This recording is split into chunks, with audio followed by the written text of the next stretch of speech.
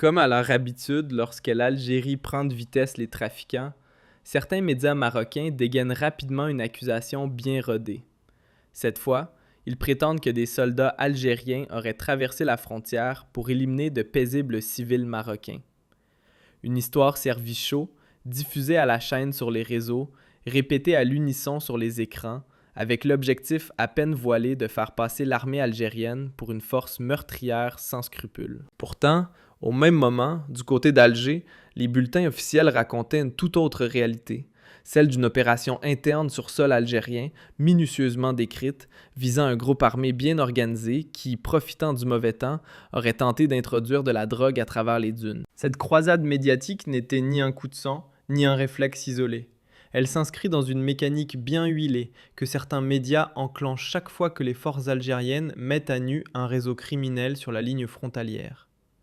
Plutôt que d'ouvrir les yeux sur les rouages bien huilés d'un trafic transfrontalier, certains médias préfèrent se boucher les oreilles et accuser l'Algérie de scénariser des fictions sécuritaires. Oui, vous avez bien entendu. Pour eux, tout ça ne serait qu'un feuilleton monté de toutes pièces. Mais pendant qu'on crie à la manipulation, du côté d'Alger, un rapport officiel détaillait une opération conjointe dans la région de Gnama, dans la wilaya de Béchar, où l'armée, les douanes et les gardes-frontières ont tendu un piège bien ficelé. Résultat, 3 individus armés d'origine marocaine neutralisés, un 4e capturé et un joli butin récupéré. Drogue, armes, radio, tout l'attirail du parfait contrebandier. L'opération s'est déroulée en territoire algérien, selon les règles de l'art et les protocoles militaires, après que les suspects ont royalement ignoré les avertissements. Mais visiblement, pour certains, il est plus simple de nier les preuves que d'affronter la réalité. Non, ce n'étaient pas de paisibles promeneurs perdus dans le désert, malgré ce que certaines plateformes essaient de faire avaler. D'après les autorités, on avait affaire à des individus lourdement équipés, visiblement plus préparés pour une opération criminelle que pour une balade. Fusil de chasse à la main, jumelles autour du cou, téléphones multiples dans les poches et une cargaison de drogue bien planquée, tout indiquait une mission parfaitement structurée, pas un accident de parcours. Et pourtant, malgré ce tableau peu équivoque, certains médias marocains persistent à nier en bloc, allant jusqu'à prétendre que les faits n'ont jamais existé et que les noms mentionnés sortiraient de nulle part. Une thèse un peu bancale, surtout quand on voit fleurir sur les réseaux sociaux des messages de condoléances adressés aux familles concernées. Cherchez l'erreur. Selon plusieurs analystes, cette chorégraphie médiatique n'a rien d'un hasard. Elle servirait avant tout à préserver l'image des institutions marocaines, mises en difficulté par la réalité embarrassante du trafic massif vers les pays voisins. Car chaque saisie à la frontière, chaque opération réussie par les Algériens, braque sans le vouloir un projecteur sur des réseaux bien ancrés côté marocain. Difficile à encaisser, visiblement. D'où ce réflexe classique, détourner l'attention et faire porter le chapeau à l'autre. Côté Algérie, ce genre d'intervention n'est pas une première. Les forces armées sillonnent sans relâche les vastes étendues désertiques, installent des embuscades et interceptent régulièrement armes et drogues. Les rapports hebdomadaires du ministère de la Défense en témoignent. Les spécialistes en sécurité, eux, sont clairs. Une infiltration armée, ce n'est pas une simple alerte. C'est une atteinte directe à la souveraineté nationale. Dans bien des coins du globe, franchir clandestinement une frontière avec des armes à la main, surtout dans le cadre d'un trafic ou d'un réseau mafieux, n'a rien d'anodin. C'est perçu comme une véritable provocation. En ce sens, la riposte de l'Algérie s'inscrit dans une logique parfaitement légale. Défendre son sol face à toute intrusion menaçante. Et pour dissiper tout malentendu, Alger ne cesse de marteler un message clair. Il n'est nullement question d'en vouloir au peuple marocain, qui reste, dans le discours officiel, un peuple frère. Le vrai danger, insiste-t-on, vient de ces groupes criminels sans foi ni loi qui exploitent les zones frontalières pour engranger des profits illicites. L'État algérien établit donc une ligne de démarcation nette. D'un côté, l'amitié entre les peuples, de l'autre, la fermeté face au réseau hors-la-loi.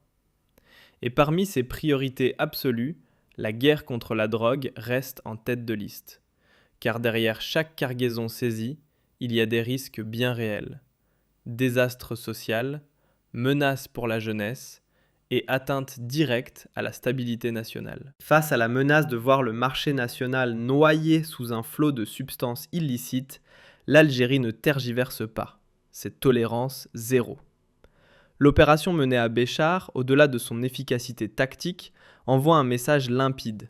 Quiconque tente de franchir les lignes sera reçu avec la rigueur qu'impose la loi. L'œil reste ouvert jour et nuit, et la machine sécuritaire, huilée par la coopération entre armées, douaniers et gardes frontières, rend la vie bien difficile à ceux qui rêvent de passer entre les mailles du filet.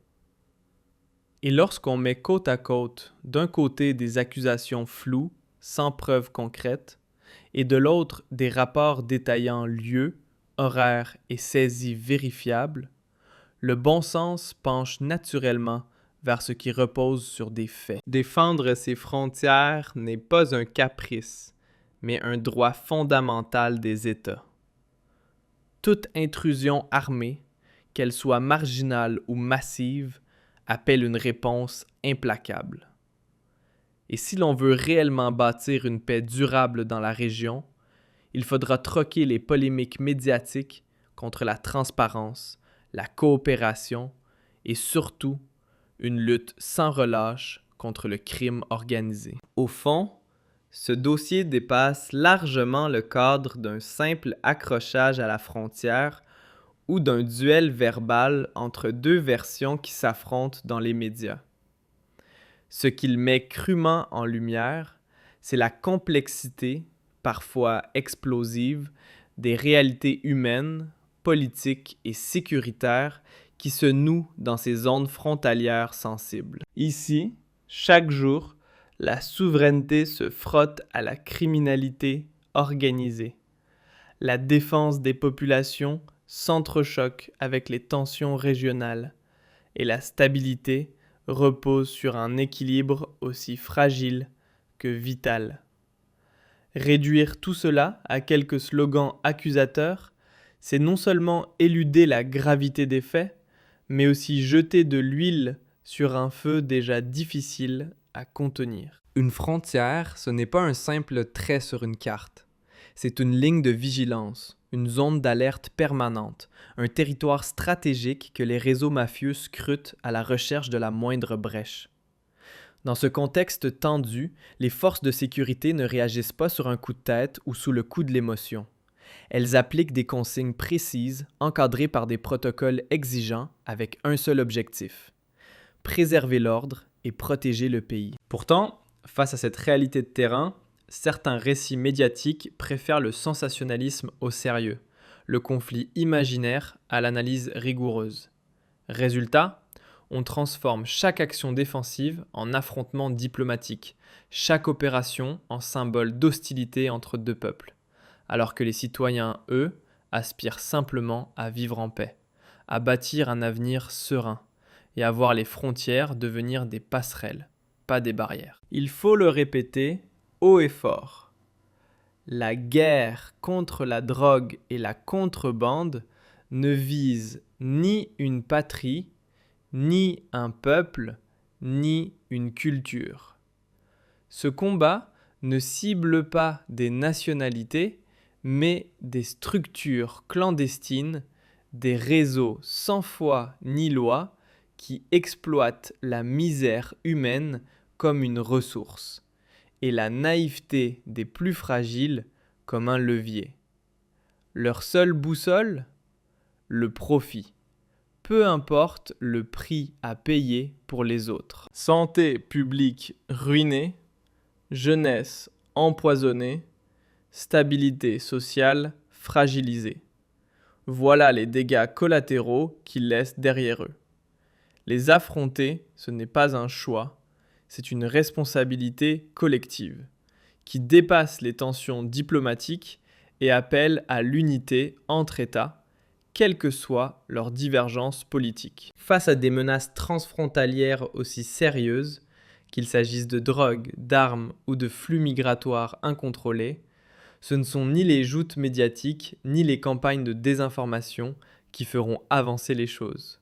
Au contraire, chaque polémique inutile retarde les vraies solutions.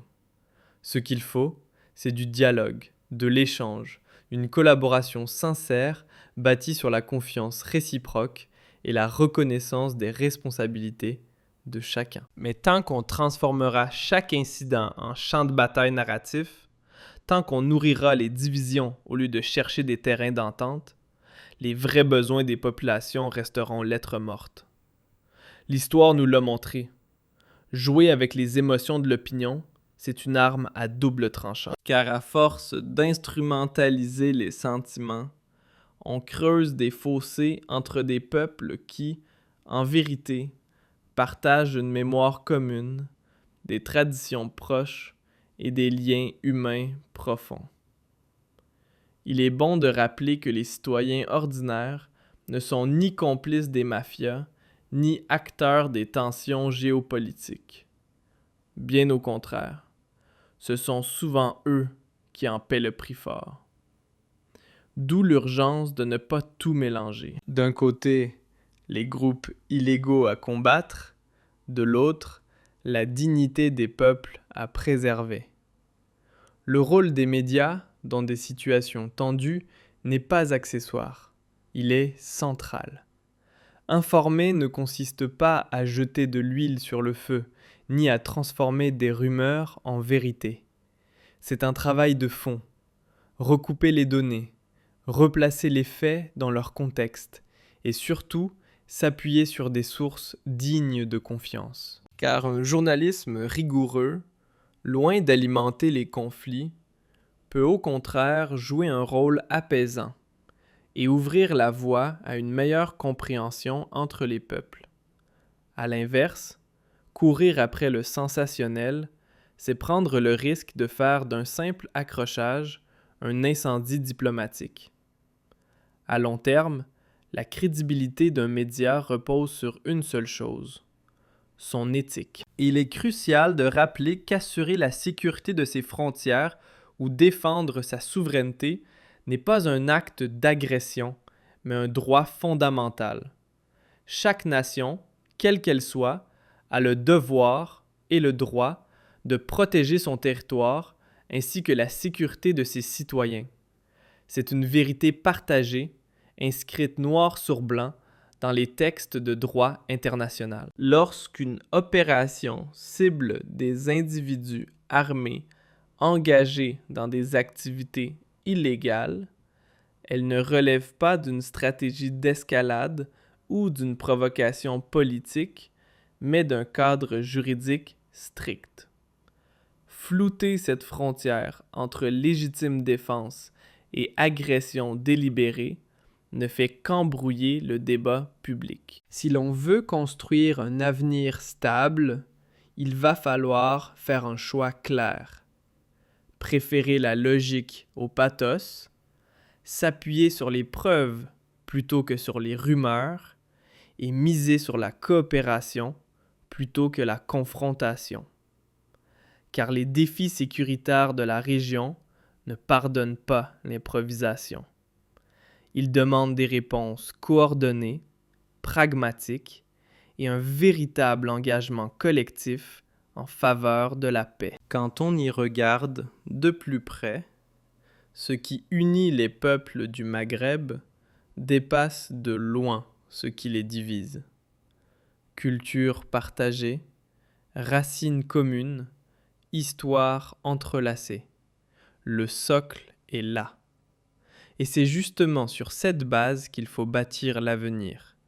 Non pas à coups de polémiques médiatiques ou de joutes stériles, mais par le dialogue, la coopération et l'intégration. Plutôt que de multiplier les accusations croisées dans l'espace public, ne serait-il pas plus sage d'investir dans la prévention, de revitaliser les zones frontalières et de proposer aux populations vulnérables des alternatives viables aux tentations des réseaux illégaux?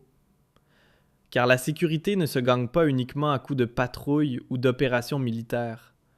Elle se construit aussi, et peut-être surtout, par l'équité sociale, l'accès à l'éducation et la création d'opportunités réelles. Au fond, cette situation nous rappelle une chose essentielle. La vérité, bien souvent, se cache dans les zones grises que les discours polarisés préfèrent ignorer. Entre l'urgence de défendre les frontières, le besoin de transmettre des informations nuancées et l'impératif de préserver les liens humains, l'équilibre est fragile, mais absolument vital.